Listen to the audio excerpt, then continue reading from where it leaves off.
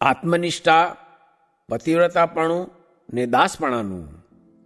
સ્વામિનારાયણ હરે સંવત 1881ના માક્ષર સુધી બીજને દિવસ સ્વામી શ્રી સહજાનજી મહારાજ શ્રી ગઢડા મધ્યે દાદા ખાચરના દરબારમાં ઉત્તરાદિ દ્વાર ઓરડાની ઓસરીએ ઢોલિયા ઉપર વિરાજમાન હતા અને શ્વેત પાગ મસ્તક ઉપર બાંધી હતી તથા શ્વેત ચોફાડ ઓઢ્યો હતો તથા શ્વેત ખેસ પહેર્યો હતો અને શ્રીજી મહારાજના મુખારવિંદની આગળ મુનિ તથા દેશ દેશના હરિભક્તની સભા ભરાઈને બેઠી હતી.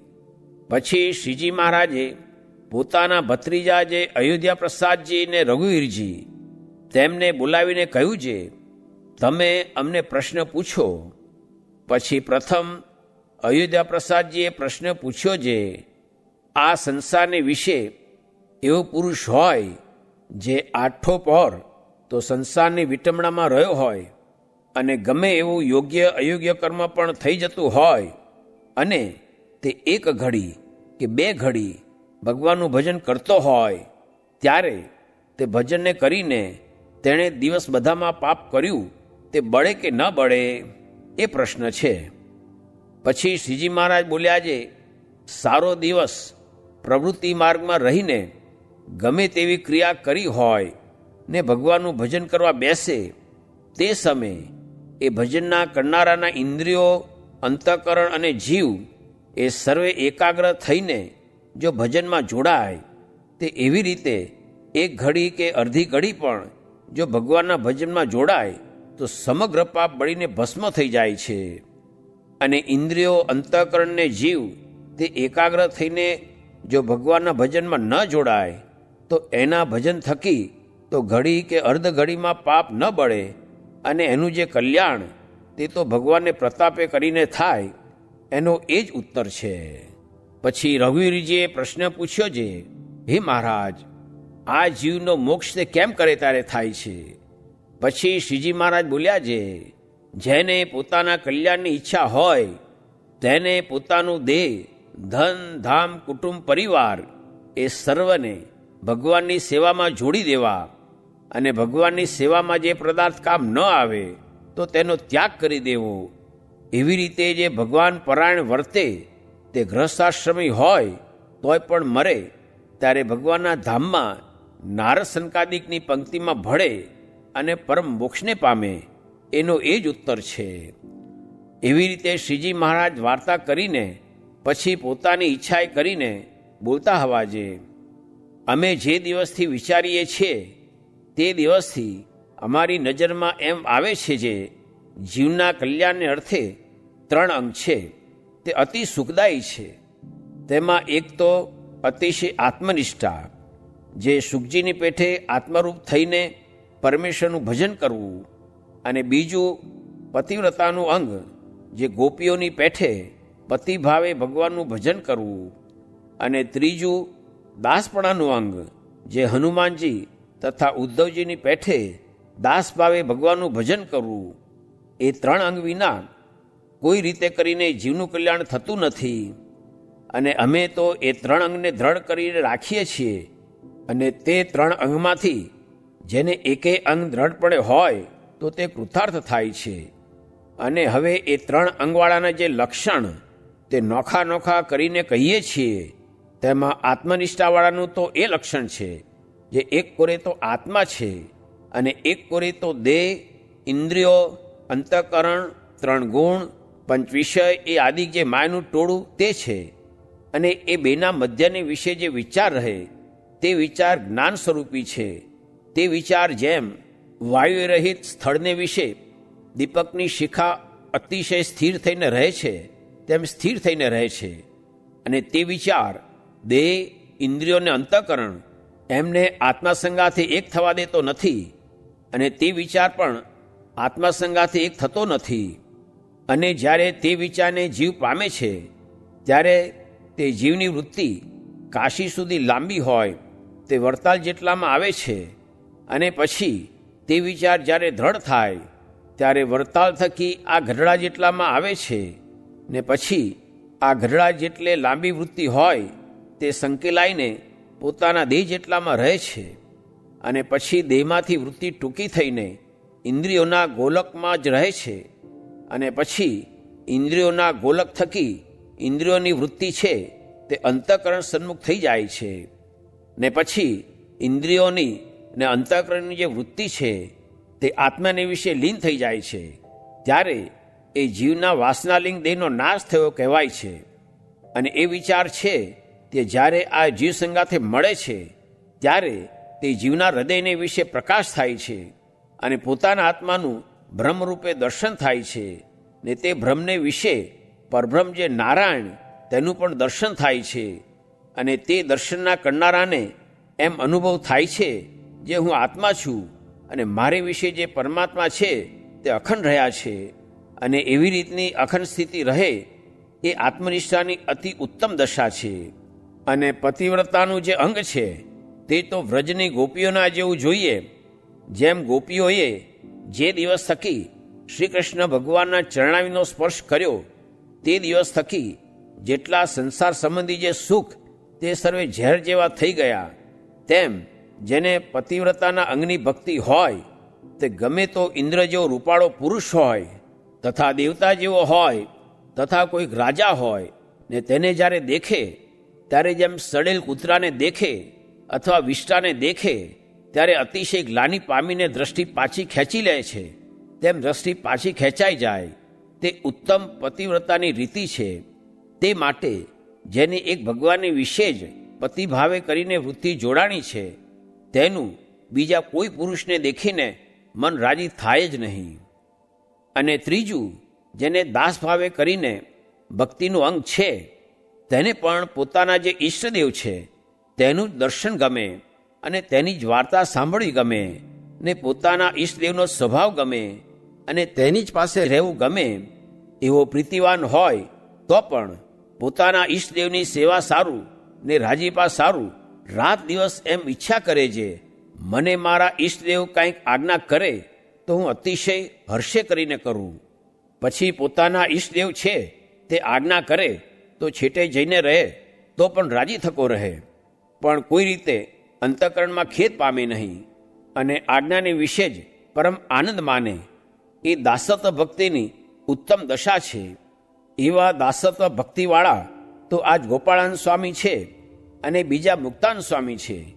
અને એ ત્રણેય અંગવાળા જે ભગવાનના ભક્ત તેમાં ઉત્તમ, મધ્યમ અને કનિષ્ઠ પક્ષ છે. અને એથી જે બહાર રહ્યા તે તો કેવળ પામર કહેવાય. માટે એ ત્રણમાંથી એક અંગ પરિપૂર્ણ થાય ને તે કેડે દેહ મૂકે તે તો ઠીક છે. અને એ ત્રણમાંથી એકે અંગ જેને પરિપક્વ ન થયું હોય ને તેને જે મરવું તે ઠીક નથી. અને તે તો 5 દાડા વધુ જીવે ને પોતાની અણસમજણને ટાળીને ને એ ત્રણ અંગમાંથી કોઈક એક અંગને દ્રઢ કરીને મરે એ જ ઠીક છે. અને વળી આ જીવનો તો એવો સ્વભાવ દેખાય છે જે જ્યારે ગૃહસ્થાશ્રમમાં હોય ત્યારે સંસારનો ત્યાગ કરવો ગમે અને જ્યારે ત્યાગ કરે છે ત્યારે પાછા સંસાર સંબંધી સુખના ઘાટ થયા કરે. એવી રીતે એ જીવનો અવળો સ્વભાવ જણાય છે. માટે જે ભગવાનના દ્રઢ આશ્રિત હોય તેને તો એવા અવળા સ્વભાવનો ત્યાગ કરીને ને પોતાના મનનું ગમતું સર્વે મૂકીને ભગવાનને ભજવા અને ભગવાન વિના બીજી સર્વે વાસનાને ટાળીને મરવું તે જ ઠીક છે. અને જેને ભગવાનમાં અતિશય પ્રીતિ ન હોય તેને તો આત્મનિષ્ઠા જ વિચારે કરીને દ્રઢ કરવી. કેમ જે ભગવાનના ભક્ત હોય તેને કાં તો આત્મનિષ્ઠા દ્રઢ જોઈએ ને કાં તો ભગવાનને વિશે અતિશય દ્રઢ પ્રીતિ જોઈએ. અને એ બે અંગમાંથી જેને એક અંગની અતિશય દ્રઢતા ન હોય તેને તો જે આ સત્સંગના નિયમ છે તેમાં દ્રઢપણે કરીને રહેવું તો જ સત્સંગી રહેવાય, નહીં તો સત્સંગ થકી બહાર પડી જવાય. અને ભગવાનનો જે ભક્ત હોય તેને તો જે પ્રકારના દુઃખ આવે છે તે દુઃખના દેનારા કાળ, કર્મ, માયા એમાંથી કોઈ નથી. એ તો પંડે ભગવાન જ પોતાના ભક્તની ધીરજ જોવાને અર્થે દુઃખને પ્રેરે છે. અને પછી જેમ કોઈક પુરુષ પડદામાં રહીને જુએ તેમ ભક્તની ધીરજને ભગવાન ભક્તના હૃદયમાં રહીને જોયા કરે છે. પણ કાળ, કર્મ, માયાનો શો ભાર છે જે ભગવાનના ભક્તને પીડી શકે? એ તો ભગવાનની જ ઈચ્છા છે એમ જાણીને ભગવાનનો ભક્ત હોય તેને મગન રહેવું. એ વાર્તા સાંભળીને મુક્તાન સ્વામીએ પ્રશ્ન પૂછ્યો છે, હે મહારાજ, એ 3 જે અંગ તમે કહ્યા તે વાત તો અતિ ઝીણી છે ને કઠણ છે.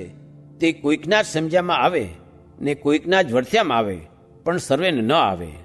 અને આ સત્સંગમાં તો લક્ષાવધિ મનુષ્ય છે, તે સર્વેને તો આ વાર્તા સમજવી કઠણ છે.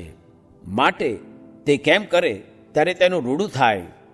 પછી શ્રીજી મહારાજ બોલ્યા છે, તે તો એ 3 આંગવાળા માહેલો જે હરિભક્ત હોય તેનો દાસાનુદાસ થઈને તેની આજ્ઞામાં રહે તો તે કાંઈ ન સમજતો હોય તો પણ એ છતી દેહે જ ભગવાનનો પાર્ષદ થઈ રહ્યો છે ને કૃતાર્થ થઈ રહ્યો છે. અને આ સંસારને વિશે ભગવાનને ભગવાનના ભક્તોનો તો મહિમા અતિશય મોટો છે. તે ગમે તેવો પામર અને પતિત જીવ હોય, પણ ભગવાન કે ભગવાનના ભક્તને આશ્રિત થાય તો તે જીવ કૃતાર્થ થઈ જાય છે. એવો ભગવાન ને ભગવાનના ભક્તોનો મહિમા છે. માટે જેને ભગવાનના ભક્તની સેવા પ્રાપ્તિ થઈ તેને તો નિધડક રહેવું. અને આ 3 અંગની જે અમે વાર્તા કરી છે તે બહુધા તો આ મુક્તાન સ્વામી સારું કરી છે. અને મુક્તાન સ્વામી ઉપર અમને ઘણું હેત છે ને એમને શરીરે મંદવાડ છે. તે રખે કોઈ વાતની સમજણમાં ખામી રહી જાય નહીં એમ જાણીને આ વાર્તા કરી છે. પછી મુક્તાન સ્વામી કહ્યું છે, હે મહારાજ, મેં પણ જાણ્યું છે જે મારા સારું જ આ વાર્તા કરી છે. ઇતિ વચનામૃતમ. એવી રીતે ગરડા મધ્ય પ્રકરણનું 62મું વચનામૃત જે તે થયું. શિક્ષાપત્રીમાં કહ્યું છે જે પોતાના બ્રહ્મચર્ય વ્રતનો ભંગ થાય એવું વચન પોતાના ગુરુનું પણ ન માનવું. તેમાં એમ સમજવું જે સ્ત્રી, દ્રવ્ય, સ્વાદ, સ્નેહ, માન ઇત્યાદિકનો જોગ થાય અથવા ધર્મ, જ્ઞાન, વૈરાગ્યાદિકને ઘસારો આવે એવું વચન માનવું નહીં. અને સત્સંગની પ્રથામાં તો આજ્ઞા મુખ્ય છે. તે ઠેકાણે તો એમ સમજવું જે બહુધા રુચિ અનુસારે જ પ્રેરે છે ને પ્રેરાય છે. ને સનકાદિકને જોડીએ તો ન જોડાય, ને મરીચાદિકને મુકાવ્યો તો પણ મૂકે નહીં. ને ભરતજીને વિઘ્ન થયું તો પણ પાછા સ્મૃતિએ ઝાલ્યા. એમ મોટાના શબ્દ પેઠા હોય તે સહાય કરે છે. તે કોઈ વખત આંખ છેતરે, કોઈ વખત કાન છેતરે ને જીભ, ત્વચા આદિક છેતરે, પણ પાછા ખબરદાર થવું પણ હારી જવું નહીં. ને સુખનું ઠેકાણું ને ભાગવાની બારી તો એક જ સારા સાધુનો સમાગમ છે, પણ તે વિના તો ક્યાંય સુખ, શાંતિ કે સમાસ થયાનું ઠેકાણું બીજું નથી. સ્વામિનારાયણ સ્વામીએ વાત કરી જે કારખાના કરવાની રીતિ મહારાજે કહેલ છે.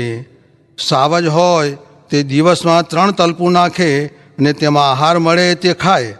ને નારડા છે તે તો આખો દિવસ દોડતા ફરે. તેમ કારખાનું કરવું તે સાવજની પેઠે 1 મહિનો કરવું ને પછી પાછું 6 મહિને કે વરસ દાડે બીજું કરવું, પણ નારડાની પેઠે નિરંતર 12 માસ ન કરવું એમ કહ્યું હતું. સ્વામિનારાયણ હરે સ્વામીએ વાત કરી જે લખ્યું તે વાંચ્યું નહીં તો તે લખ્યું તે ન લખ્યું ને કદાપી વાંચ્યું પણ તેમાં શરત ન રાખી તો તે વાંચ્યું તે ન વાંચ્યું ને કદાપી શરત રાખી પણ તેમ કરવાને માર્ગે ન ચલાય તો પણ શું. માટે રજ તમ ન હોય ને સત્વની પ્રવૃત્તિ હોય ત્યારે સ્થિર થઈને સ્થિર મને વાંચીને મનનો તપાસ કરવો તો તે સમાસ કરે. તે મનના તપાસનું કહ્યું છે જે શબ્દ સર્વે જુદા જુદા પોતાના ઉરમાં લેવા ને તપાસવા ને એમ થાય છે કે નહીં તેનો તપાસ કરીને એમ જ કરવું. સ્વામિનારાયણ હરે સ્વામીએ વાત કરી જે પૂર્વનો સંસ્કાર હોય પણ ઉતરતો સંગ મળે તો સંસ્કાર ટળી જાય. ને 100 જન્મે સારો થવાનો હોય તેને રૂડો સંગ મળે તો તરત સારો થઈ જાય. સ્વામિનારાયણ હરે સ્વામીએ વાત કરી જે ભગવાનના ભક્ત થયા છે ને પંચવર્તમાન પાડે છે તે તો પ્રકૃતિ પુરુષથી પર જઈને બેઠા છે. સ્વામિનારાયણ હરે સ્વામીએ વાત કરી જે ડોશીઓને સાધુએ વાત ન કરવી એવો પ્રબંધ બાંધીને કહ્યું જે હું ભગવાન છું તો તેનું કલ્યાણ કરીશ. માટે ગ્રહસ્થને મા, બહેન, દીકરી ને સ્ત્રી તે 4 વિના બીજાને વાત કરવી નહીં. નિકર તેને માથે કોઈ કલંક મૂકશે, તેથી વિમુખ થશે ને દુઃખ આવશે. સ્વામિનારાયણ હરે સ્વામીએ વાત કરી જે સત્સંગમાં કેટલાક લાંબો પગ કરીને સૂતા નહીં, તથા મટકા જીતતા, તથા ખંજોળવું નહીં, તથા પ્રસાદીનું પણ ગળ્યું ચીકણું ખાધું નહીં, તથા સંકલ્પ થવા દીધા નહીં, એ સર્વે કઠણ વાત છે. ને એ રસ્તે કોઈથી ચલાય નહીં, ને તેને મનુષ્ય ન કહેવાય, તો પણ તે જ્ઞાનીની બરોબર ન કહેવાય. ને દેશકાળ લાગ્યા ને થાળ બીજે ગયો, ત્યારે જેની આગળ ઊંચે શબ્દે બોલાય નહીં, તેને વચન કયા. સ્વામિનારાયણ હરે સ્વામીએ વાત કરી જે કોઈ કહેશે જે મને જેમ છે તેમ કહો, હું એમ કરીશ. પણ મોટા હોય તેમ જાણે જે મોઢે કહે છે પણ આનાથી થશે નહીં, ને કોઈ મોઢે કહે નહીં પણ તેનું જાણે જે આ મોઢે કહેતો નથી પણ તેનાથી થશે. સ્વામિનારાયણ હરે સ્વામીએ વાત કરી જે ભગવાન રાખવામાં બે દુઃખ છે જે ખાવા ન મળે ને માર પડે, તે તો અમારી વારીમાં હતું, ને હવે અવિદ્યા હતી તે તો નાશ થઈ ગઈ છે, ને મારતા તે પગે લાગે છે, ને કેટલાક કુળે સહિત નાશ થઈ ગયા, હવે તો ક્યાંય જાયગા નથી. એટલે સત્સંગમાં અવિદ્યા આવી છે, તે માહોમાહી વેર કરે છે, ને મળે તે પણ ગરાશની પેઠે મળે છે. ને કોઠારી તથા ભંડારી એ બે સાથે વેર, તે કાંઈ સાધુનો માર્ગ નહીં. સાધુનો માર્ગ તો ક્ષમાશીલા, ધૈર્યશીલા, બોધને નિપુણાહા એ સર્વે છે. ને આકુતિ ચિતિ ચાપલ્ય રહિતા નિષ્પરિગ્રહા એ છે. માટે મોક્ષને માર્ગે ચાલ્યા છીએ તે શ્રેયાંસી બહુ વિજ્ઞાની, તે 100 વાતો સાચવીને ભગવાન ભજવા. શિરાપુરી ખાય બને રહે પઠીએ, આવત માહોમાહી કે લઠાલઠીએ, એમ ન કરવું. સ્વામિનારાયણ હરે સ્વામીએ વાત કરી જે મોટા સાધુ હોય તેની આ દેહ કરીને સેવા કરવી, ને ચકચૂર કરી દે તો રાજી થઈ જાય. તે ચકચૂર કરે તે પણ મરતી મરતી કાન હલાવે એમ નહીં.